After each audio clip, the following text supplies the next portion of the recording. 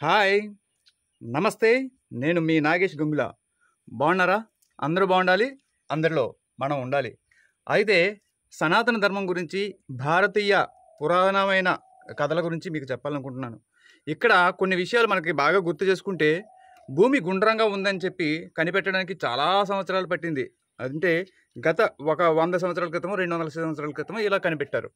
అంతకుముందు మరి లేదా భూమి గుండ్రంగా ఉందని ఎవరు చెప్పలేదు అసంటే, మనకి పురాణాల్లో విష్ణుమూర్తి వరాహావతారంలో తన ఇది దంతం మీద పందిలా ఉండి దాని దంతం మీద గ్లోబ్ లాగా అంటే గుండ్రంగా ఉండేటట్టుగా అప్పుడే చూపించాడు. అంటే భూమి గుండ్రంగా ఉంటుందన్న విషయాన్ని ఆ రోజుల్లోనే తెలియజేశాడు. మరి మిగతా విషయాలు తీసుకుందాం. ఏదంటే హిమాలయాల గురించి చూసుకుంటే కనుక పైన ఏముంది అన్నది ఎవరెస్ట్ ఎక్కిన మొట్టమొదటి వ్యక్తి ఎవరు? మహా అయితే కొద్ది వందల సంవత్సరాల క్రితమే, అంటే స్వాతంత్రం మనకు వచ్చిన టైంలో ఆ సమయంలోనే కొంచెం కనిపెట్టారు. మరి అంతకు కొన్ని వేల సంవత్సరాల క్రితమే హిమాలయాలు అనేది ఒకటి ఉంటాయని, వాటి మీద మానస సరోవరం అనేది ఒకటి ఉందని, ఇవన్నీ కూడా కళ్ళకి కట్టినట్లు చూసినట్లు చెప్పారు మన పురాణాల్లో. అవన్నీ ఇప్పటికీ కూడా అక్కడ అలాగే ఉన్నాయి. మానస సరోవరం అనేది ఉంది. దాని మీదకి విమానాలు కానీ హెలికాప్టర్లు కానీ ఇలాంటివి ఏమైనా సరే వెళ్తే కనుక మళ్ళీ తిరిగి రావట్లేదు. అది మనకి అప్పుడు కొన్ని వేల సంవత్సరాల క్రితమే చెప్పారు. ఇవి అలాంటి ఋషులు, అలాంటి సాంప్రదాయం, అలాంటి ఋషులు కనిపెట్టింది. వాళ్ళు ఎంత శక్తివంతులు అంటే, ఇంకొక విషయం చెప్తా. మనం పక్క ఊరు నడిచి వెళ్ళాలని అంటే 3 కిలోమీటర్లు 4 కిలోమీటర్లు మహా అయితే 5, 6, 7 కిలోమీటర్ల వరకు నడవడానికే మనకి ఓపిక ఉండట్లా. అలాంటిది కన్యాకుమారి నుంచి కాశ్మీర్ వరకు 3 సార్లు నడిచారు శంకరాచార్యులు. అలాంటిది 17 సంవత్సరాల వయసులోనే ఆయన నడిచారు. ఇక్కడి నుంచి అక్కడి వరకు 3 సార్లు నడిచారు. అలాంటి మహానుభావులందరూ ఉండి వాళ్ళు కనిపెట్టినవి మంత్రం, బీజాక్షరాలు. 24 అక్షరాలతో ఒక మంత్రాన్ని కనిపెడితే ఆ 24 అక్షరాలే ఎందుకు? ఇప్పుడు 24 అక్షరాలు బీజాక్షర మంత్రం ఉందనుకుందాం. 24 అక్షరాల మంత్రంలో ఒక అక్షరాన్ని కానీ 2 అక్షరాలను కానీ 3 అక్షరాలను కానీ తగ్గించామనుకోండి, ఆ మంత్రం పనిచేస్తుందా? ఎవరైనా చెప్పగలరా? ఎవరైనా సరే పనిచేస్తుందా? ఖచ్చితంగా పనిచేయదుగా. తప్పు లేకుండా చదవాలి. ఋషులు ఏం చేసేవాళ్ళు? తమ శిష్యుల చేత ఒక్క అక్షరం కాదు కదా, ప్రొనౌన్సియేషన్లో కూడా చిన్న తేడా వచ్చినా సరే 1కి 100 సార్లు మళ్ళీ వెళ్ళి వేయించేవాళ్ళు, బట్టి పట్టించేవాళ్ళు. ఎట్టి పరిస్థితుల్లో కూడా చిన్నది కూడా తేడా రాకూడదు. ఖచ్చితంగా ఎలా ఉన్నది అంటే ఏవం ఏదా అంటే అలాగే పలకాలి.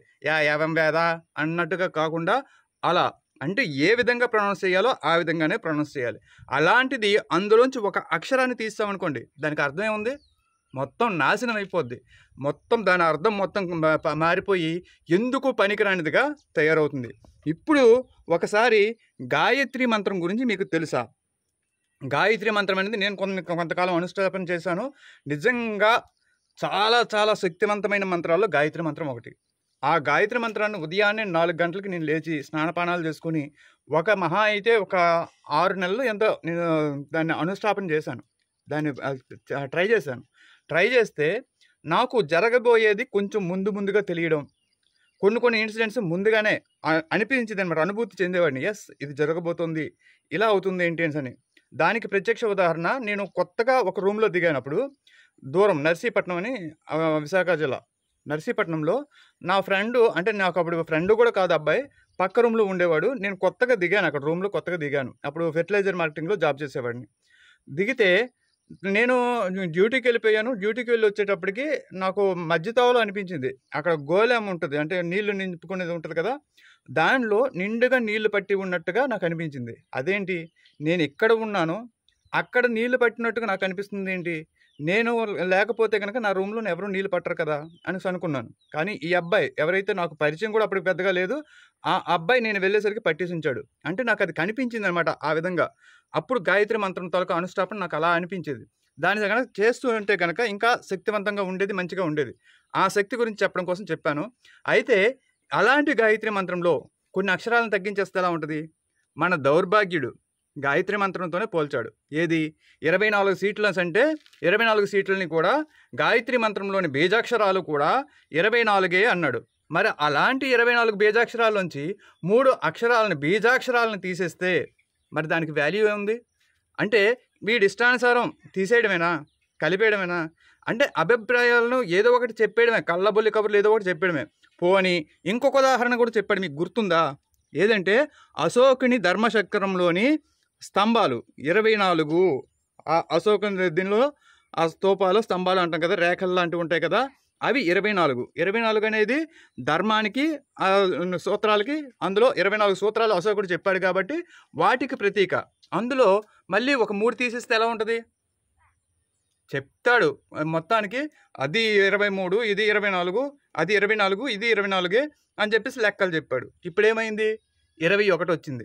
ఈ 21కి కూడా ఇప్పుడు రేపో ఎల్లుండో వస్తాడు, లేదు నేను అలా అనుకున్నాను కానీ కాదు 24 అనుకుంటే కనుక మనకేం పోయింది, 24 కాదు 21 అయినా కాదు, కనీసం 2, 3 పోటీ చేసినా కూడా మనల్ని చూసి వైఎస్ఆర్సీపీ వాళ్ళు భయపడిపోతున్నారు.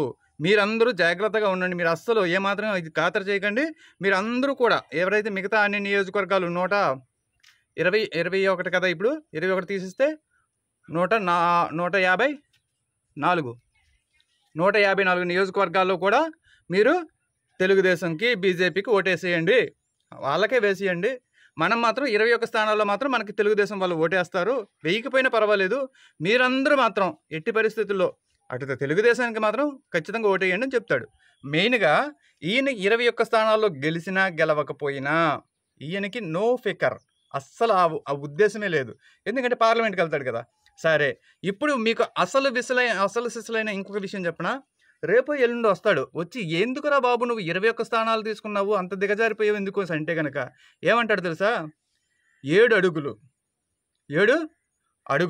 3 పెళ్ళిళ్ళు, 7 అడుగులు 3 పెళ్ళిళ్ళు, 7 అడుగులు 3 సార్లు వేశాడు. అంటే 7 + 7 + 7, 7 + 7 14, 14 + 7 21, 3 ఏళ్ళు 21. ఆ విధంగా 21ని నేను తీసుకున్నాను అని చెప్తాడు. అప్పుడు మనం ఏం చేయాలి, ఎస్ మా అన్న మళ్ళీ 21 తీసుకున్నాడు, మా అన్న 21 తీసుకున్న తగ్గేదేలే, మీకెందుకురా, మేము ఎన్ని తీసుకుంటే మీకెందుకురా, జనాలని మేము గొర్రెలు చేసేస్తాం, మీకెందుకురా, మాకు కావాల్సిందే మా పవన్ అన్న ప్రైమ్ మినిస్టర్ అయిపోతాడు, ఈసారి సీఎం కాదు ప్రైమ్ మినిస్టర్ అయిపోతాడు. సిగ్గు లజ్జ చీము నెత్తురు ఏమీ ఉండవు, కనీసం జ్ఞానం ఉండదు.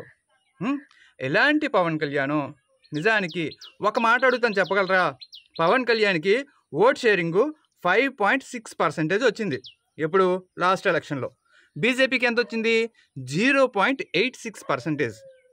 అప్పటికి ఇప్పటికి బీజేపీకి కానీ పవన్ కళ్యాణ్కి కానీ ఓట్ షేర్ పెరిగిందా తగ్గిందా?